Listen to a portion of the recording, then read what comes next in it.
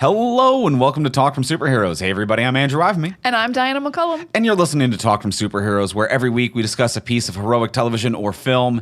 And this week on the podcast, we are pondering the question.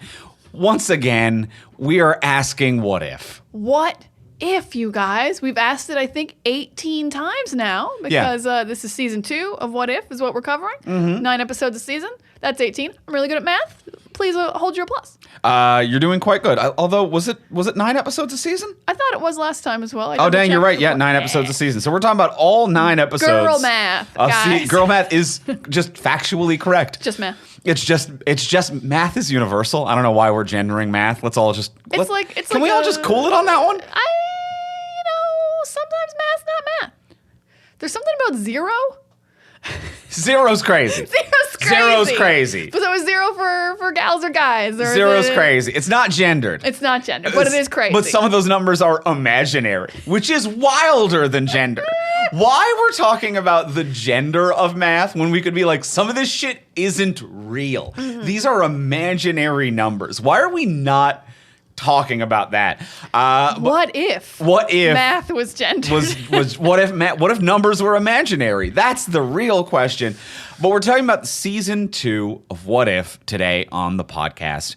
It is a new season. It just finished. We've watched all of it. We're going to be talking about all of it. Since this is a new property, whenever we discuss anything new on the show, we always give you a spoiler-free review. So in case you're on the fence about watching it, not sure if it's worth your time, or just want a taste of the episode, we will give you a spoiler-free review. Then, once you hear the theme music, that is when we will enter the spoiler-filled section. So, to start the episode, spoiler-free review, we'll start with the simple question. Diana, did you like it? I did like it. I really liked it. I think I liked it more than season 1, I'm pretty sure, because I will say this season has, all bangers. What do we have a word for the opposite of a banger? A lull, a failure, really. A failure. It doesn't have any. I think last season there was 2 or 3 episodes we were like, these are just fine. I would say every episode this season is a high and there's 2 loves. So that's pretty dang good. That's a great batting average. It's again, the episodes aren't connected because it's what if very different things. Each one's a different multiverse. But I had a lot of fun this season. They came up with some crazy premises and then some premises that I loved that were so straightforward but changed so much.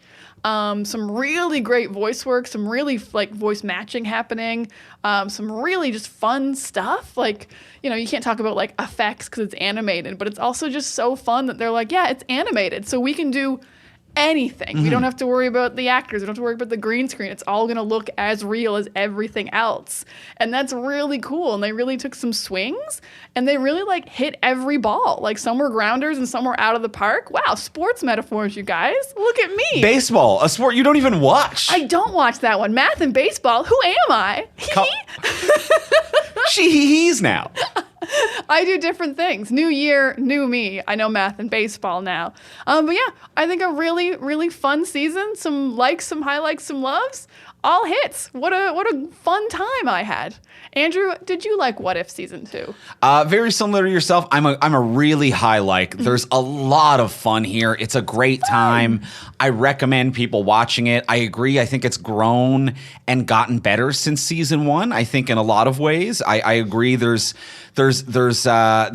less weakness in when it does kind of fall. When it's not as good, it's still pretty good. And then there are moments where it's great, but there's no whiffs, there's no misses like the last season kind of had.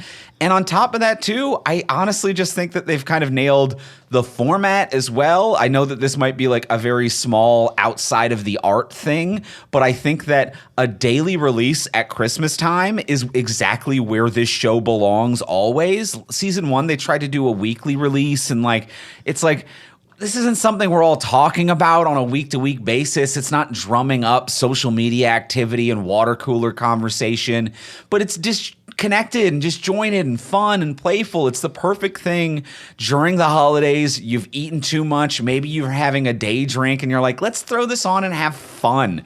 It's the right time slot, which is a thing that I haven't said in a long time, especially for a streaming show. But they found the exact time slot and release schedule for it. Yeah, it's fun.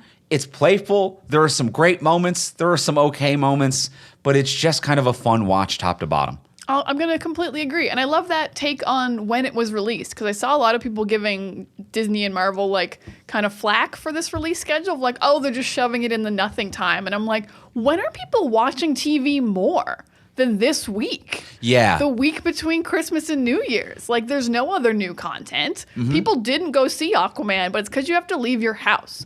Yes. I'm at home and I want something new and easy to watch. We popped these on so easy, so digestible. Yeah. Unlike the food I ate, which is still in there. Still in there. We're feeling heavy, through. but the show is light. Yeah. We're heavy and the show is light. But I agree with you. I even kind of agree with the backlash before it happened. I kind of agree as well. I kind of agree with that instinct. And that feels almost like an antiquated network television instinct to be like, who drops a new thing Christmas week? That's not when people are tuning in. People are busy. And it's like, well, if it's not destination television with a scheduled time slot, who cares if you're busy? All you need is 33 free minutes. And if you are with family, what's wrong with 30 free minutes with a kind of disconnected, you don't need to fill your family in on all of the continuity, or maybe you can have a goof and talk to them about it. It works. It's not a time slot or a release schedule that's ever been done before. So I do understand the criticism. And it's I think a broader conversation that is both interesting and incredibly boring to talk about, depending on who's listening and how you talk about it. But there is something about that where it is antiquated TV ideals that we're transferring over to streaming services. But why not do a daily release during the holidays? Why not? And if you're a comedian with a podcast, you can make every conversation interesting. So we will talk about it. We hope. If you're here, I assume we're doing a good job, and you're not like here in spite of the comedy attempts. Hey, if you're here, we're doing a good job, I assume, in your head at least 80% of the time. Wow, you think we're batting 80? At least 65 to 70% of the time. That sounds more accurate. That does. You know what? But you know what we'll do for in 2024? 80. Whoa, we're aiming for 80. Goals. And folks, I'm sorry about the ones that didn't. I'm sorry about the ones. The episodes that didn't. You know what? You're listening to this and you're like, a couple of the episodes really didn't. And I'm going to tell you right now, I'm going to let you in. We know it didn't. Yeah. No one bats 1,000. We also wanted those episodes to go better than that. But they didn't. No one was happy about it. No, but then the bangers. But then the bangers happen. And can this be spoiled as well to get back on track? Not especially. I mean, I feel like sometimes the titles spoiled them a little. Yeah. More than I would like, actually. Oh, okay. Every now and then, but not too much. But yeah, not especially. Maybe the finale, but like, it's not going to be too much. I mean, it's animated, so it's like anyone can show up. Like, it's not like we have to get Chris Evans back, and like he's not gonna, because like live action he's done. Yeah. But it's like, yeah, you can do whatever you want. It's animated. I agree with this mindset where it's just, it's animated. It's not in the larger continuity. It's kind of playful one-off. So it's like maybe we can spoil things, but also it's not of a huge consequence. And any of the things happen, or they're just kind of meant to be temporary fun moments. And it's not necessarily load bearing. Even the more fun of like, hey, this person's here or whatever. It's like, it's not load bearing. It's just kind of a series of fun little things, which is what this show is. It is. I will say one more thing in case someone's listening to the spoiler-free section before they watch. When you get to the episode that is subtitled, if you have like issues with subtitles, you're not great at them, if you go into the extras, you can get a fully unsubtitled version. Oh yeah, episode 6. Episode 6. Yes, episode 6. If you would prefer, if you're more of a dub than sub person, they do have that option, but navigating Disney Plus does not necessarily make it prevalent or anything, depending on how you want to view it, but that's just kind of a discretionary thing. I will also say I'm definitely more into subs when I know they're coming. So I will give that spoiler. One episode is subtitled, and I'm way in a better headset when I know that's coming. Yeah, I get that. For subtitles. I get that. So yeah. So that is it. That is it for the spoiler-free review. We both had a good time. We're a high like. We don't think it can be spoiled. But let's get into the spoiler-filled section. Let's talk more about What If.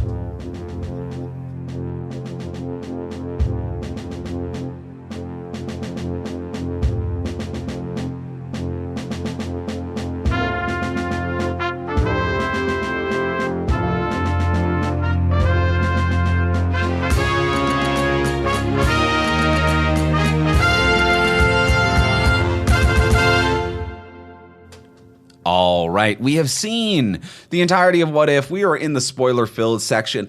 I think I've got some fun things that I want to talk about and unpack about this one. This kind of raises some bigger Marvel questions, concerns, complaints, but also compliments and love. And there's a lot that this show kind of brings out, I think, in me. Oh, wow. Yeah, you seem wildly animated. I'm as animated as the show. Gesticulating, and I am full of vigor and whatnot. All right, where does your vigor lead you off the bat? I am going to say right off the bat, kind of a big picture thing, because for those of you who watched, for those of you who didn't, each episode is relatively self-contained. Each episode is kind of its own, very straightforward, its own what if, where a lot of different things occurred.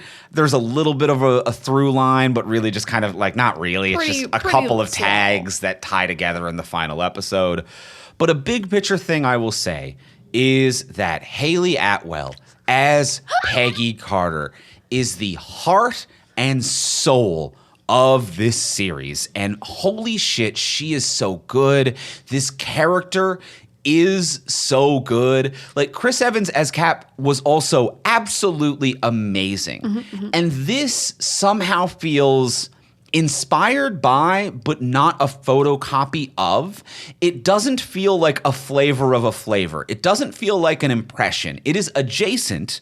Certainly, this Captain Carter, what if, Captain America, but British and Peggy Carter. It's obviously adjacent. It has a lot of the same themes, but they're not exactly the same, and she plays it a little different. It is so great the way she strikes this line in its performance, and also the way the writers strike this line in the writing, that you're like, yes, that's Captain America, but it's not. It's someone else. You've made it your own. It's interesting. It's unique. It has all of the warmth of the thing I already know I love, with all of the intrigue of something that I'm not sure how you're going to execute it. And I truly adore Haley Atwell and the character of the What If character of Captain Carter. I also really, really like her. I don't know if she was my highlight of the season, but I think she's great. And I do like this concept they've come up with, that Captain America Steve Rogers was the heart of the live action MCU, and Captain Carter Haley Atwell is the heart of the animated MCU. Because like episode 1 of What If is what if she became Captain Carter.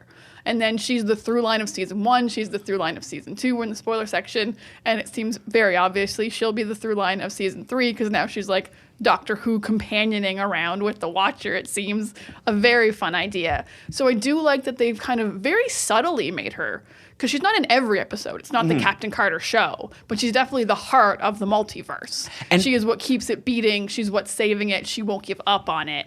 And everyone else, and all of the what if stories, the one-off stories, everything else is still fun. I'm not trying to say that like anytime she's not there, I don't find myself being like, oh my God, when is the lead character gonna get here? Whenever she's not on screen, you should be asking, where's Captain Carter? She's a true Poochie, but I'm not asking where's Poochie. I'm still having a great time, but when she is there, I do feel like she is the heart and soul, and it's just it fills me with warmth.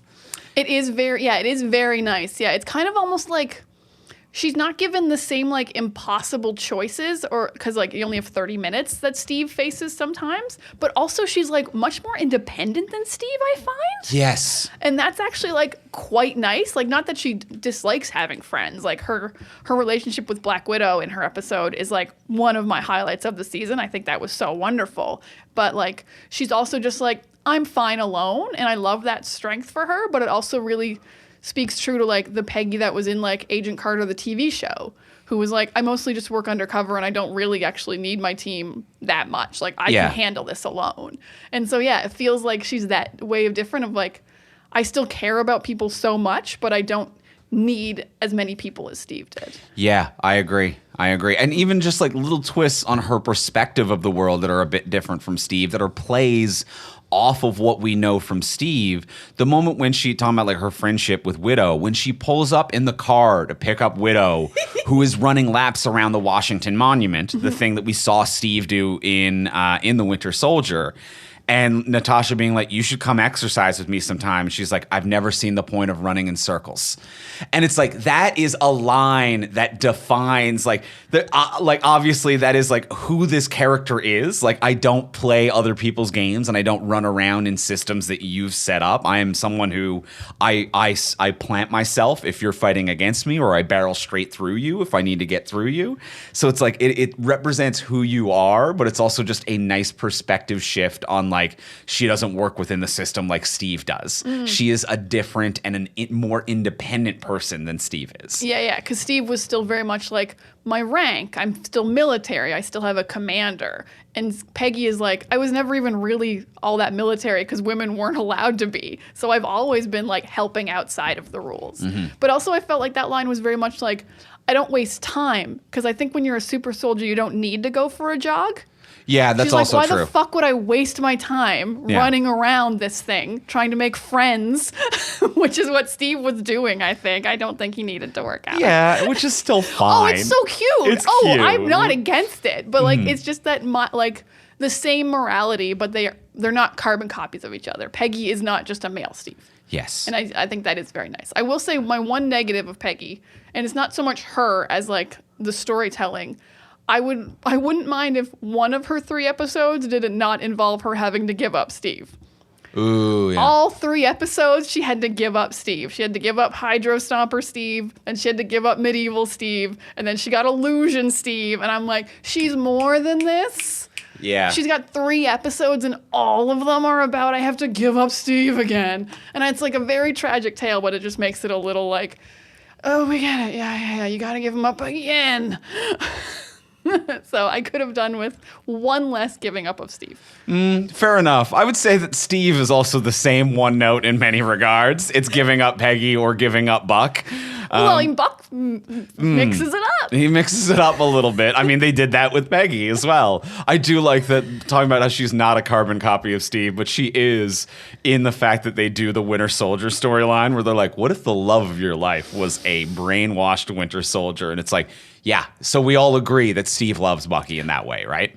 We all agree that that's why this story is about the love of Peggy's life being brainwashed and having to fight your true love. We all agree that that's what Steve and Bucky are, huh? Babe, I can't believe I was going to hold myself back and not talk about this parallel, and then you've just walked me right into it. It is what it is. It is what it is. Stucky for life.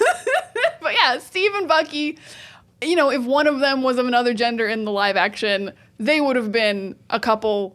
Oh my God. Yeah, it's the most romantic story of all time. The lengths that Steve went to for Bucky. So yeah, when you parallel it and you're like, oh, the Winter Soldier is a person she really cares about. It's her love interest. You're like, well, Steve was fucking in love with Bucky then. Yeah. Yep. I agree. I agree. Excellent. I love that we're on the same page. We are on the same Stucky page for that. I will say Josh Keaton, who's playing Cap, did an interesting job because I wasn't really vibing him in the first one, but he also was brainwashed in the first one, the Hydro Stomper episode. But then in the... And he's playing him as the young, gaunt, but I'm now in a mechanized suit. So it's a slightly different variant. It's a different variant. But then when we got to the medieval Avengers, wow, he was so good at like instantly being in love with Peggy, like the fondness, the love in his voice, like the awe of seeing her, like came through so clearly. I was like, oh, you knocked it out of the park on this episode on your Steve loves Pegginess. Yeah. So kudos to him as well. Yeah, he almost kind of. He almost did a really good job of, or he almost did. He did do a really good job of kind of converting it into a Clark Kent-y Superman type of a vibe, where the skinny kind of nerd Steve that did happen to have armor and was brainwashed felt like a different variant, but the like large, confident medieval Steve, which is kind of closer to the Captain America we know, was played as a closer voice match to Chris Evans, which I actually think was a very good and interesting choice, and plays them as... It's one actor playing them as 2 distinct versions of themselves, which I think is a very interesting way to play it. Yeah, that makes That makes sense, and you're right, because as much as these are multiverses and you're different versions of yourself, skinny, dying Steve is such a wildly different version than super soldier Steve. Like, yeah, you 100%. would absolutely speak different, hold yourself different, have different confidences. Yeah. So he crushed it. Now, to continue this vibe, another huge positive for me, I will say, to continue this vibe of excellent voice performances. We mentioned this for season 1, and I just want to reiterate it once again. Lake Bell. Lake Bell! Lake Bell Lake Bell is so good as Black Widow. She is So good as Black she Widow. is as good as Florence Pugh as Yelena. Yes. Like, she is knocking it out of the park. If you don't know, she also plays Poison Ivy on Harley Quinn. So she's like just great at these like badass, cool, funny female characters. But this is leaps and bounds the best Black Widow. I will say she also gets better writing than Scarlett Johansson does. This is a very well-written Black Widow. I do agree with that. She does have better writing to deal with, for sure, for sure. But we kind of talked, when we talked about Black Widow on the podcast, the idea that it's like Scarlett Johansson plays the character fine, and Florence Pugh does laps around absolutely everyone in that film, in that universe. It's no one can keep up with Florence Pugh.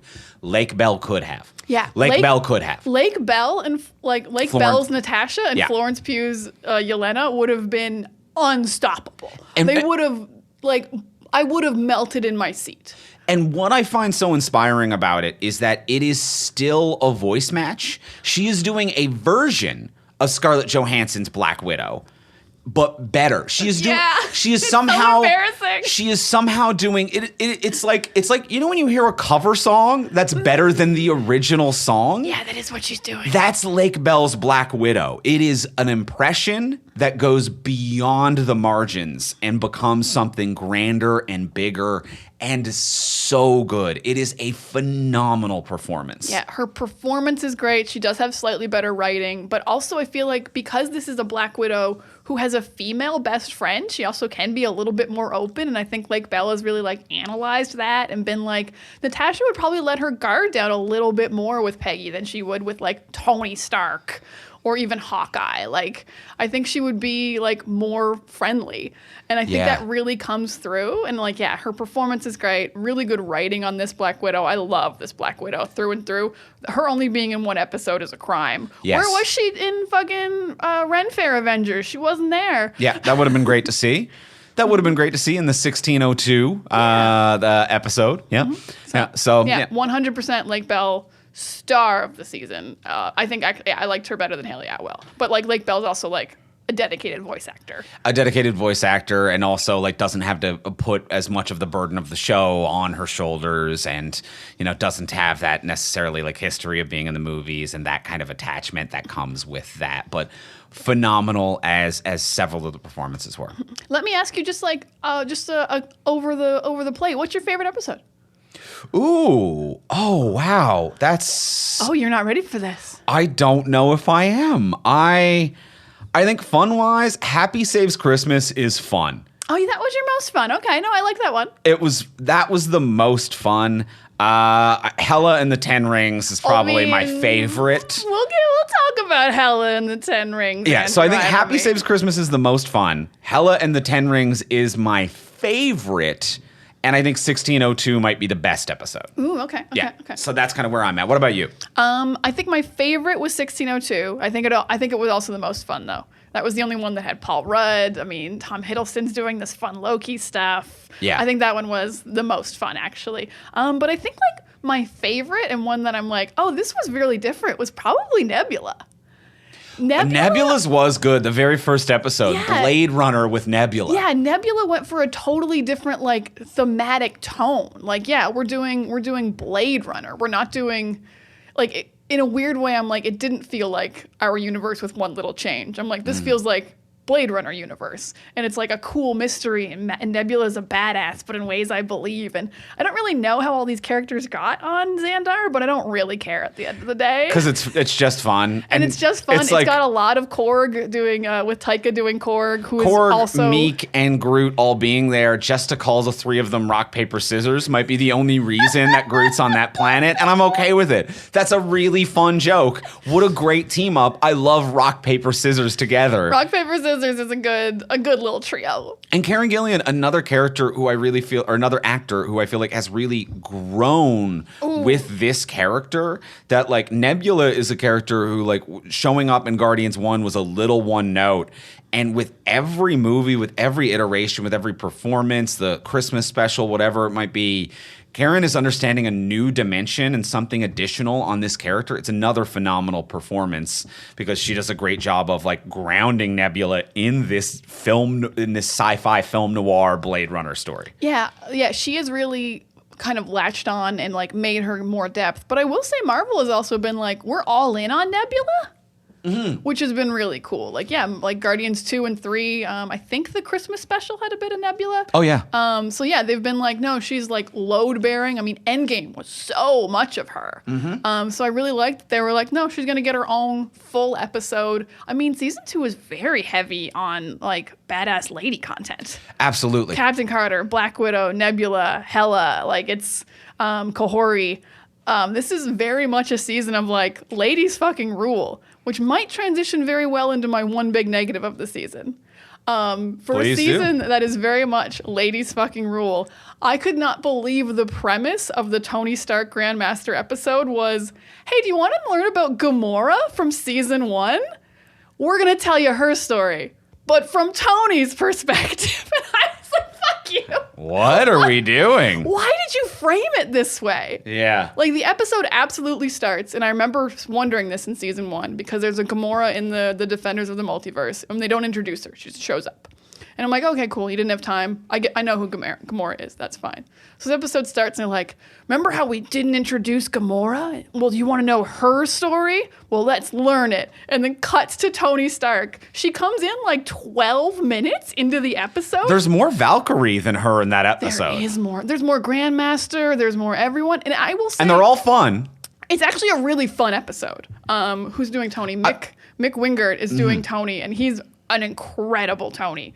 I think he's very, very fun. I agree. He's doing a phenomenal voice match. So overall, the episode's actually really good. But I just got so mad immediately at like, if you hadn't framed the episode this way, I'd just be like, oh, what a fun episode. I agree. But the opening just totally took me out for like 15 minutes. You framed it as the backstory of Gamora, and it's like, it wasn't that much about Gamora. We don't see this Gamora again. This isn't the through line. She doesn't come back in the final episode, which is the final episode is the only one that has like a connective tissue to anything. So it's like, why did you frame it like this? You didn't need to do this. It was such a weird choice for a season that like knocked it out of the park for female representation for the most part. But you know what? Most people batting 80 is still really good. It's still really good. It's still really good. We've already established this. Yeah. So I will give them 1 because every other episode, the ladies fucking rock. So I can't really complain overall, but I was just like, how did this slip through the cracks?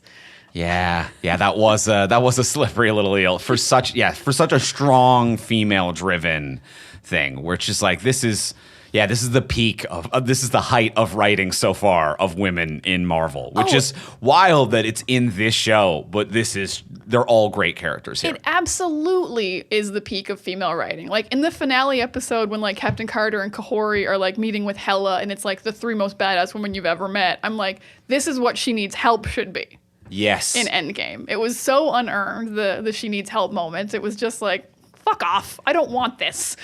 Yeah. Just let women be cool and naturally integrated into the story. But this felt so natural and so like earned, and everyone was cool, but they weren't like, ladies, right? They were just badass. It didn't feel pandering. I was not pandered to. And I liked that a lot. But so many badass ladies this season. Yeah. So I'm very happy, badass ladies, and then just like little sprinkles of Bucky for me. So you're having a great time. I'm having a great time, and then I think we should talk about the great time you had, the Hela episode. Hachi Machi, oh, ay caramba, Hela is here. Hello, love of my life. Oh, get out of my dreams and into my car, Hela. I'm going to give you guys a little insight into our relationship. You guys know how in your relationship you're allowed to have like 5 celebrities you can sleep with? Like you get a little list. On Andrew's list is Kate Blanchett as Hela in Thor Ragnarok. So if she's not in the costume, it's not on the table. If she's not in the costume, she is still beautiful she's still incredible. and respectable actress Kate Blanchett. But on my list is the character of Hela. I need that to be clear. It is the character of Hela as performed by Kate Blanchett. I have never felt so connected to you, though, because my love of Bucky meant that every time Bucky showed up, I was like, yay, Bucky. And I didn't think that feeling of loving a character, even if the physical actor wasn't there, could pass on to you. Yeah. But when the Hela episode started and you were like, yeah, it's Kate Blanchett's voice, and that's all I need. Well, and also the writing of the character rips. It's amazing. It's fun. It's cool. Her getting the Thor storyline of we revoke your powers, go to Earth, learn through humans what mercy and what the value of life is, and it works for her. It's like, it's a great reframing of that Thor story, and I kind of liked tying it into the 10 Rings as well, and like that was really fun and playful. Like that ruled. That was a good time. That was what really made it great, is that it was also a great episode. You were like, yay, Hela's here, and I was as well. Hela fucking rules. You were really into it. But also, yeah, it was... I really like the ones that are just like a very straightforward but understandable change. And it's like, yeah, why did Odin lock up Hela but give Thor a chance to redeem himself? Like, so I love seeing Hela get the chance to have the Thor storyline, but it's way earlier in Earth's history because she'd already been locked up. It makes so much sense. But then also just like watching Wenwu just totally fall in love with her and you just being like, yeah, dude. I get it, dude. Absolutely. 100%. Yeah, if she knocks you out and then like don't let the guards kill her. Don't. No, she's cool. I've never seen you proxied so hard. Yeah, it's been a minute. Wenwu gets it. Wenwu and gets Hela it. can get it. Oh!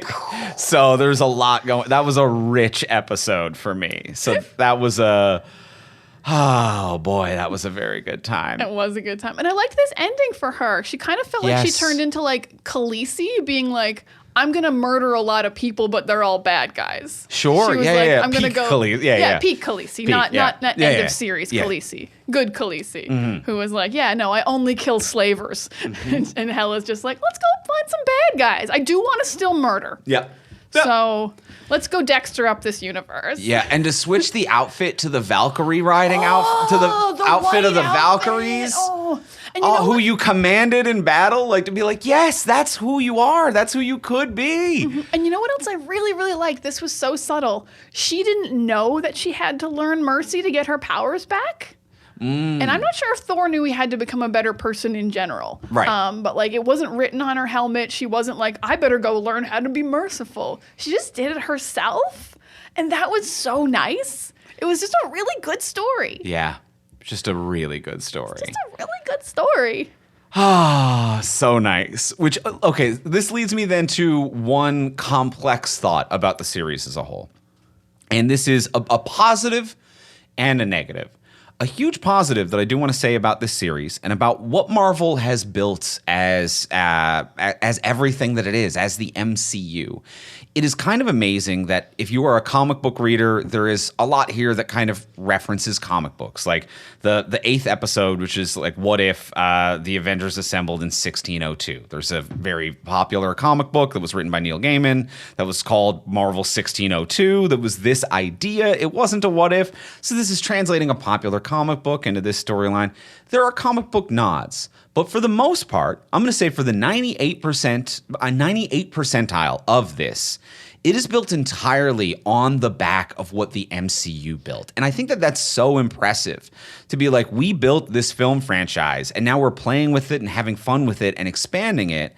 But if you've seen those movies, these are all references that you get. These are variants of those references, a twist on it that, like, if you are not a comic book nerd, but you've seen the movies, all of this works. And I think that that is a huge positive to be like, kudos to everyone who made these films to make such a strong and powerful foundation in 2 decades that it can stand up and do with what ifs, what 80 years of comic books can do. So that is so wildly impressive. The negative flip side of that is that it is kind of noticeable that this entire season really only exists in a pre-Infinity War idea of the MCU. it's nothing of current Marvel is reflected in this at all. It's really it playing the hits. Like there's no like, and now check out Miss Marvel and Moon Knight getting together for an episode. Where's She-Hulk? Yeah, there's no Where's Captain Marvel? Where's Kate Bishop?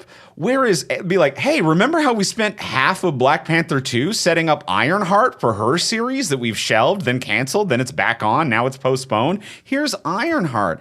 Not even like the 10 Rings one, we don't see Shang-Chi anywhere.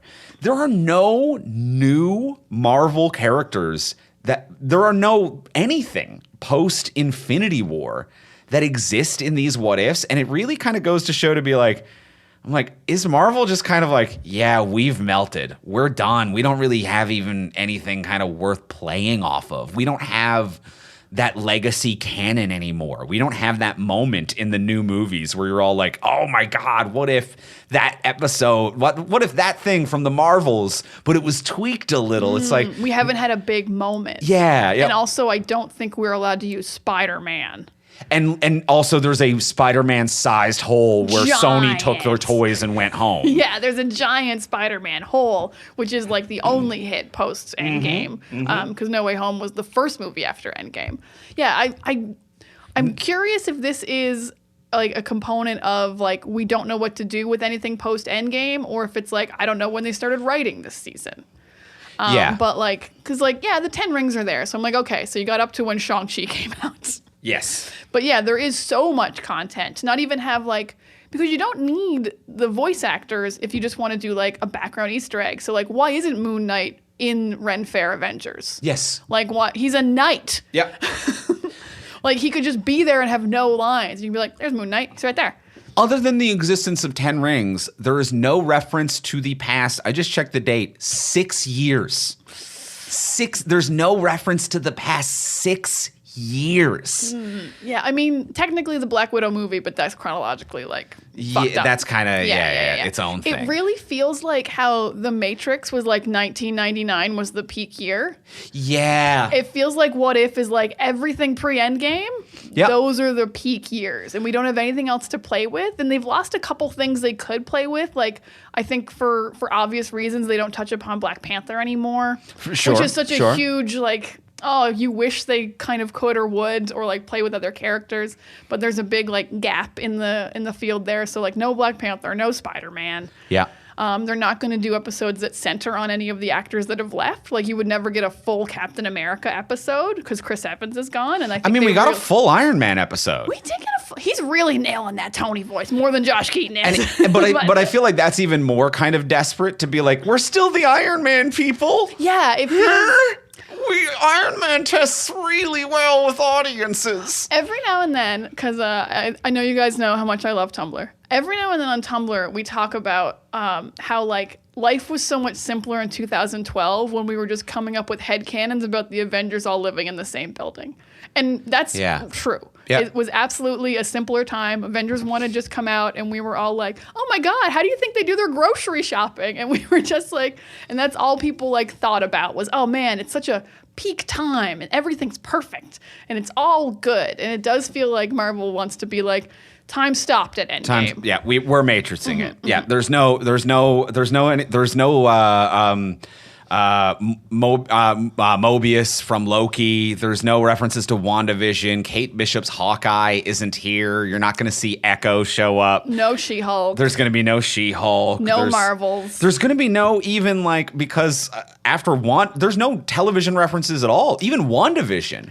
Which you're a television show. It is wild that 4 years ago, WandaVision ended with Paul Bettany flying away as White Vision, and it's never come up again. I mean, no end credit has ever come up in the post-Endgame MCU. No Eternals, no even like having fun with like, what if we did the thing that wasn't super successful but in a fun way? Ooh, yeah, they didn't really take a lot of like risks in that way, except for the Corey episode. Yeah. Obviously, which is like phenomenal of them, of being like, we're introducing a brand new Indigenous character. We're going full Indigenous like language versions. Really, really cool. But other than that, it is like, but she will also exist pre Endgame. Like, And that's the other. She's in the past. She's cool, and that was bold, and it works. And it was like you did that before you did an original character on What If before you referenced any of the past 6 years of Marvel movies, and that really says a lot about the spot Marvel is in. Mm-hmm. That you're like, okay, you can reference the past 6 years, and it's like, we're gonna do Kahori, and Kahori is actually really cool and rips. She is really cool and she rips, but it is noticeable. Now sometimes they like. Yeah, because it feels like they're like going through the timeline and they're like, when can we set an episode pre-Endgame that we haven't done yet? And like, well, what if Peter Quill was only 10? And like Bucky's already Winter Soldiered, so we could have Bucky, and then everyone from the Ant-Man series is just younger. And I'm like, yeah, that works, but it feels like you worked around rather than like we're inspired by. I agree. Yeah, I agree. It feels like you weren't like, yeah, that's full of stuff to mine and just really, really works. It feels more like you were like, we can't write anything past Endgame. Yeah. It wasn't like, oh, what if we did Rocket Raccoon's New Guardians? No. It's young Star-Lord. Yeah. It's young Star-Lord. Yeah.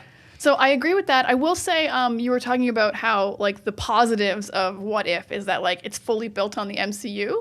I will say it's fully built on the MCU, and as a positive to me is it doesn't fall into the MCU's traps of like pointless Easter eggs. Ooh, I agree with this. The yeah. MCU is very much like, here's an end credit scene with Harry Styles, and if you know here's a thing to Google when you get home. Yeah, they give you a thing to Google when you get home. What If never gives you a thing to Google when you get home? But they do give you cool Easter eggy things that are always relevant to the plot and will be fully explored and fully looked through. Here's Howard the Duck running a bar. Yeah, but he's not just sitting in a tube in the Grandmaster, whoever the other guy, the collector's like office. It's like, no, he's a fully fleshed out character. Seth Green is here. He's integral to the plot. So I do love that about What If. They take every little thing that Marvel just likes to throw against the wall, and they're like, no, let's use it. Don't just throw it away. Yeah. We're going to use it. And I think that's like the best version of Marvel. Yeah, they went to the secondhand shop at Marvel Studios and was like, oh, this Howard the Duck's perfectly good. This is a perfectly good Howard the Duck. You're just throwing away? No, you just like, you put him in a casino, you give him a drink, you give him a couple of goons. Yeah, you give him rock, paper, scissors as his goons? He works great. We're doing fantastic stuff now. I'm going to flip it. Yeah. This is like house renovations. That's true. He bought a real cheap house, did a couple renovations, sold it for $100,000 over value. Howard the Duck was a steal. Howard the Duck was a fixer-upper that we all just saw waiting to happen. Was an absolute steal. Yeah, so I agree with you on that.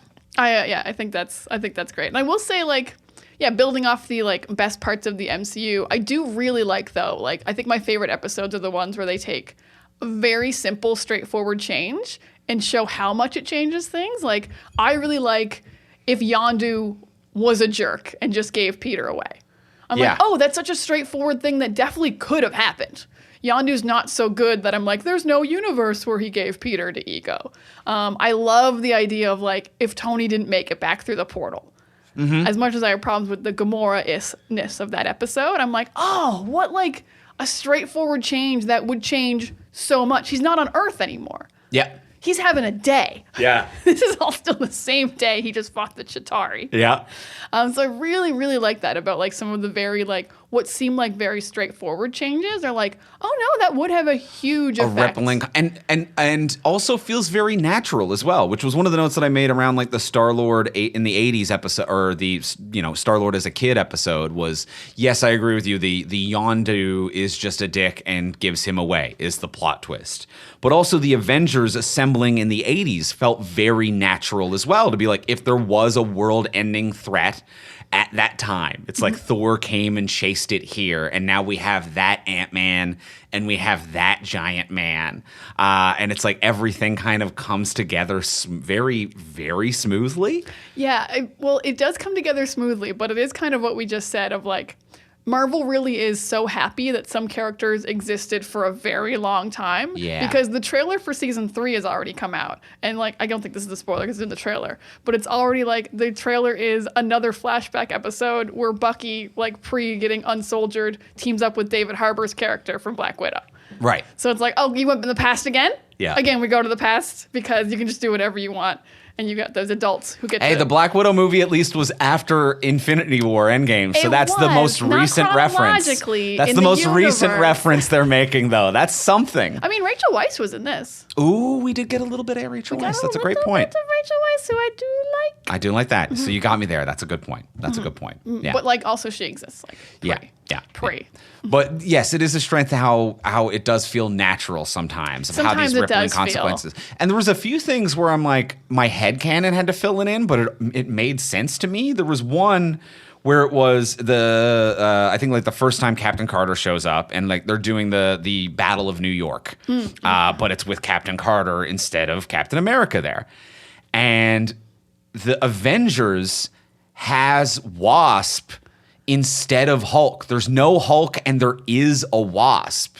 And it was just this moment of like, oh my God, with her around to rein Howard Stark in and to like with her around to like rein Howard Stark in, that maybe Hank didn't get pissed off in the same way and it completely changes the universe. And without a sample of Steve's blood, Hulk never existed because Bruce Bruce experiments on himself with a formula based on a sample of Steve Rogers' blood that the American military has. So if the American military doesn't have that, Bruce doesn't exist. And Peggy's in S.H.I.E.L.D. reining in Howard and probably cooling emotions between Hank Pym and Howard, and like they stay together longer as well. I don't think that works. Because No? Peggy showed up in 2012. This Oh, is a she world did where time Peggy's jump. been Yeah, you're right. pulled No, out. my bad. She time jumped. See, Okay. I think the change would be Why would wasn't Wasp there. have lived then? I think the change would be that she wasn't there to pull Hank back, and Hank killed himself instead of Wasp back in the past. Ooh, interesting. I think that's Michelle Pfeiffer's Wasp. And yeah. That's what I think too. Oh, okay. Yeah. But she survived. She survived instead of Hank. I see what you're saying there. That works too. Yeah, that's my take. But then there's no Hulk because there's no sample of Steve Rogers' That blood. can work. Yeah, I think that makes sense. I hadn't really noticed he was. I didn't notice his absence, but I did notice Wasp there. I'm like, oh, I like how many ladies are in this Avengers right off the bat. First of all, that's fun too. Another fun this is the Black Widow, Captain Carter, and Wasp with like two other dudes. Just a couple fun changes. Just a couple of really fun changes. Yeah, you do have to sometimes think about it, which I don't like when like I can't figure it out. I will say, as much as I liked the Blade Runner Nebula episode, I think it was like the least clear change. Oh, how so? Like she's just there on Xandar, and then other characters who weren't there, like Jude Law, are just Howard all there. Yeah, they're just all there, and like I was like, oh, okay, so we're just gonna do like whatever we want, and then like half or more of the rest of the episodes were like, here's a really clear, easy change. I see what you're saying. And I was like, oh, you opened with a really unclean one because you needed the cast of a cool Blade Runner episode, and that's absolutely fine.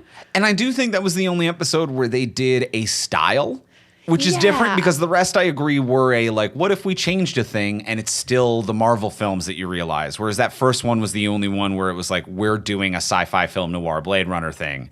And it's like the only one where it's like, we changed genres a little bit. And I really dig that, but I agree it's more forced and has a few more coincidental changes than the rest. Yeah, because I think there's other episodes that are like homages, but they're not like, you don't believe it wouldn't exist. Like the Happy Hogan episode is Die Hard.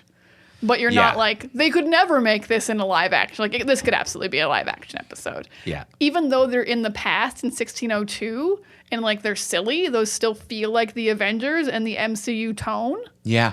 So like even that one is like, it's not like you're in the 1600s and it's like a Robin Hood thing.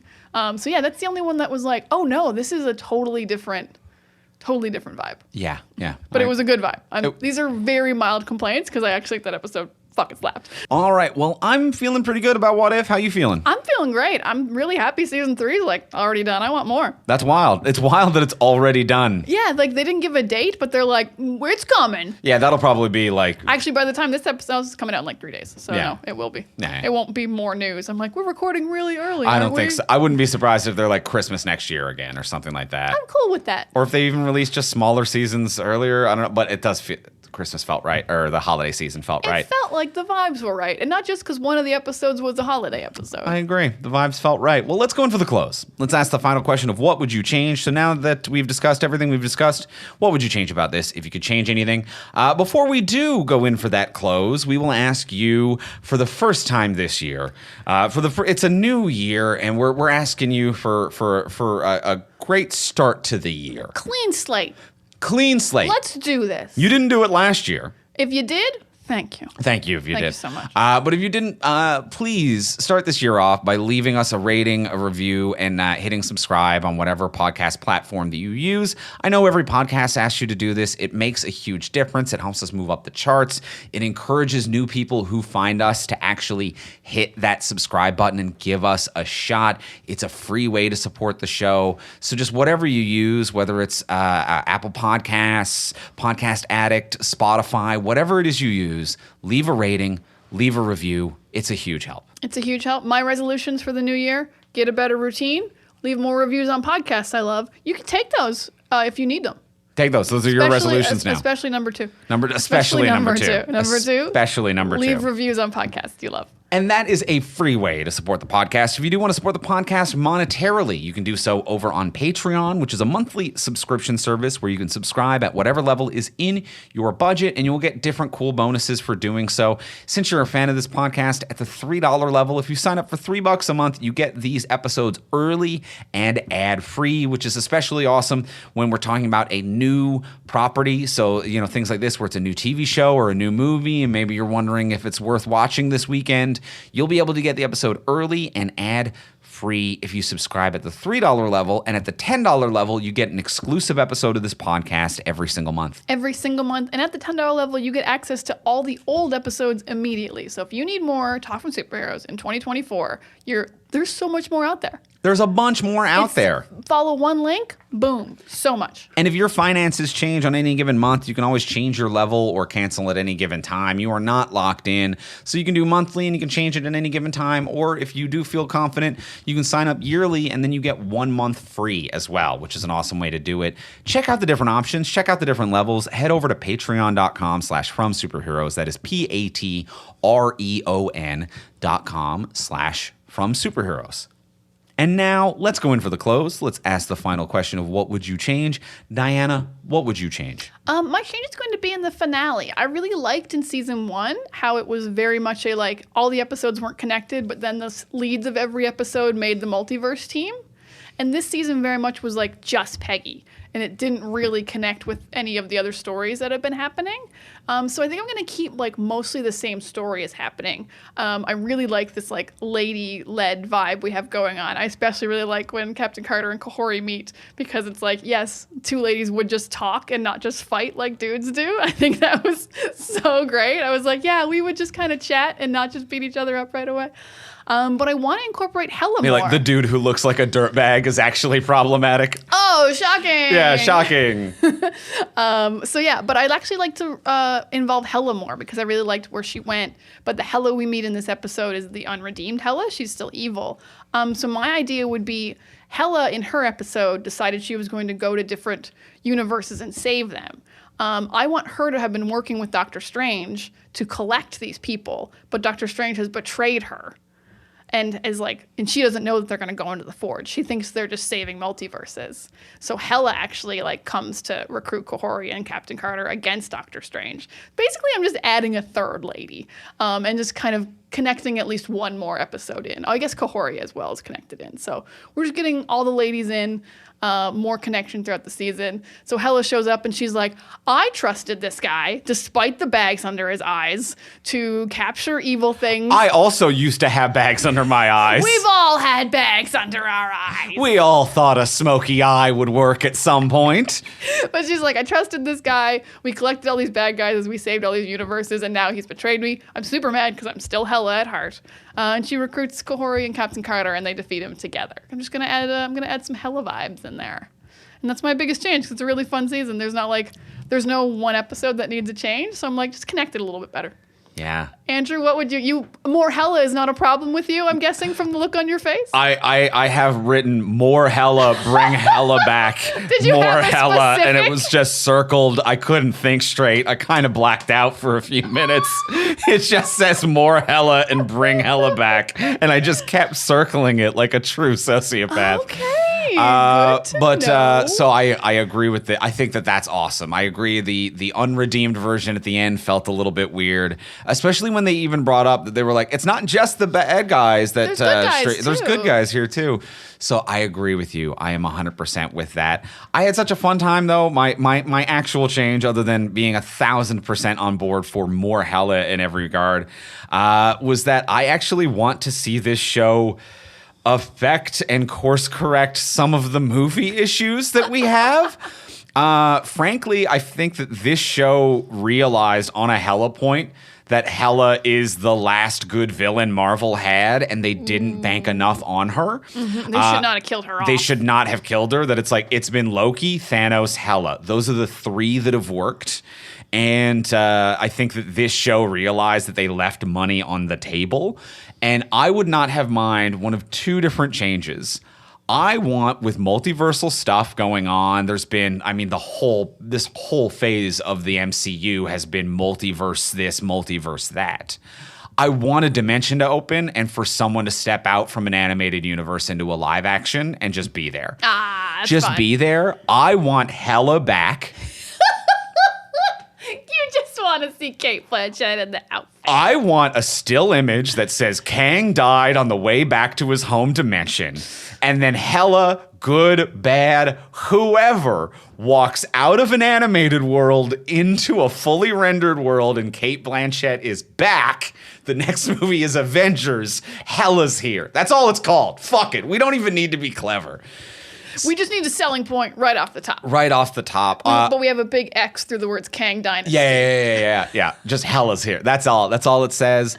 Alternatively, like the other kind of more realistic change is that like I would like to see Captain Carter brought into the MCU because honestly, I think Haley Atwell is the only person who can kind of fucking pull all of this back together. I get what you're saying. I mean, she was in the Doctor Strange, but Yeah. But killed immediately, like killed the rest of them. immediately and like a punk. But and like a punk, it they sucked. all die. Yeah, they all die, but she was killed at it more embarrassingly. But I think that I think they should use this as an opportunity more so than post-credit scenes, more so than quick fan servicey comic book things that don't have any real plot. I think more than anything, this is the focus group to be like, what worked here? Oh my God, it's Hella and Captain Carter. Let's use that to spice up the movies. So I think that should be the change for this show, is to be like, every year take the hit, take what the greatest hit from What If is, and that's now in the main. I love that. Lake Bell, you're Black Widow now. I'd love it. Can you? Oh man, so many ladies. This rules. This show rules. Yeah, love it. Love it. Well, that's gonna be it for What If. Thank you very much for listening, everyone. Happy New Year. I hope things are off to a good start for you, wherever you may be.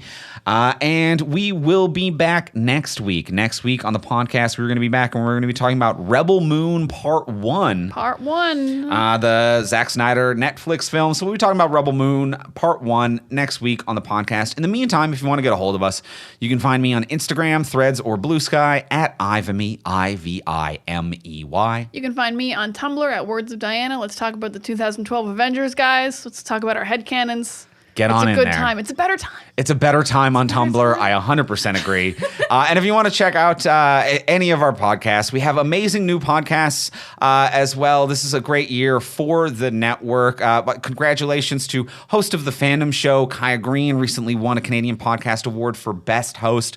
Congratulations to Kaya Green. In Canada. Best hosting. We're a big country. We got a lot of things going on. So check out the Fandom Show. We've also added Comedians in Dungeons Getting Dragons, an actual play podcast. We've got a lot of entertainment for you this year on the network. So if you head over to FromSuperheroes.com, you can find all the podcasts and everything that we create. And we'll talk to y'all next week. Bye.